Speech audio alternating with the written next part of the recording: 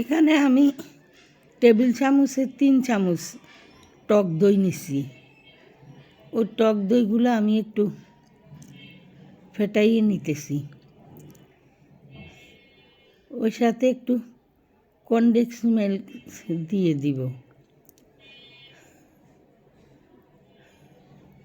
আমি চিনি দিব না আমার দইটাতে। আমি এখানে কিছু কনডেন্স মিল্ক দিয়ে দিলাম। পুরা কোটা দিলাম না, তাও 3 চামচের মতো কনডেন্স মিল্ক দিয়ে দিলাম দইয়ের সাথে। দইটাও আমার টক দই না, মিষ্টি দই ছিল। ওই মিষ্টি দইটার সাথেই আবার 3 চামচ মিষ্টি দই দিছি, 3 চামচ কনডেন্স মিল্ক দিছি। দিয়ে আমি এখন ওইটারে ফেটাইয়ে নিয়ে তারপর ওই সাথে দুধ দিয়ে দিলাম।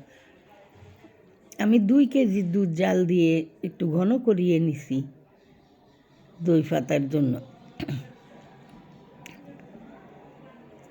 তো দিয়ে দিলাম ওই সাথে আমি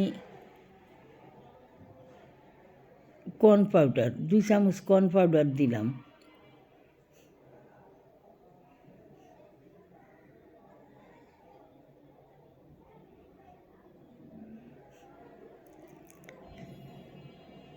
আর একটু দুধ দিয়ে দিলাম।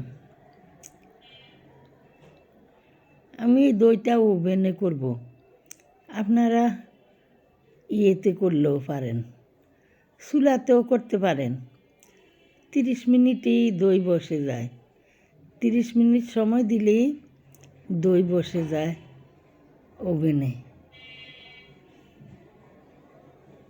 তো আমার দইটা ফেটানো হয়ে গেছে। আমি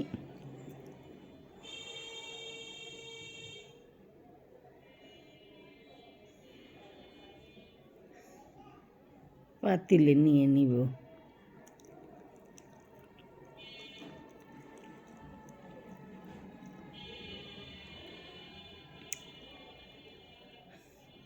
আর একটু কনডেন্স মিল্ক দিয়ে দিলাম, ওই যে আরও দুধ থাকছে তো এই জন্য আর একটু দিলাম।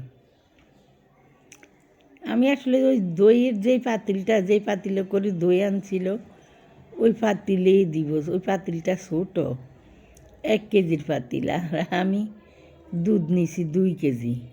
আমার 2 বারে দিতে হবে, এই জন্য মিক্সারটা আমার আলাদা আলাদা তৈরি করতে হয়। যে ওই পাতিল ছোটো 1 কেজির পাতিল।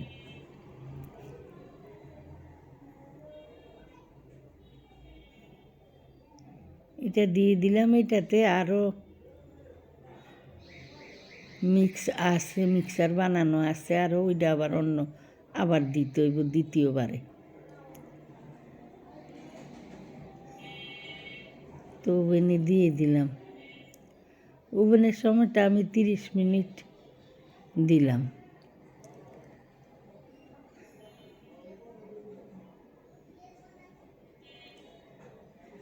এই যে আমার দইটা এমন হয়েছে দেখেন, 30 মিনিটে কত সুন্দর বসে গেছে।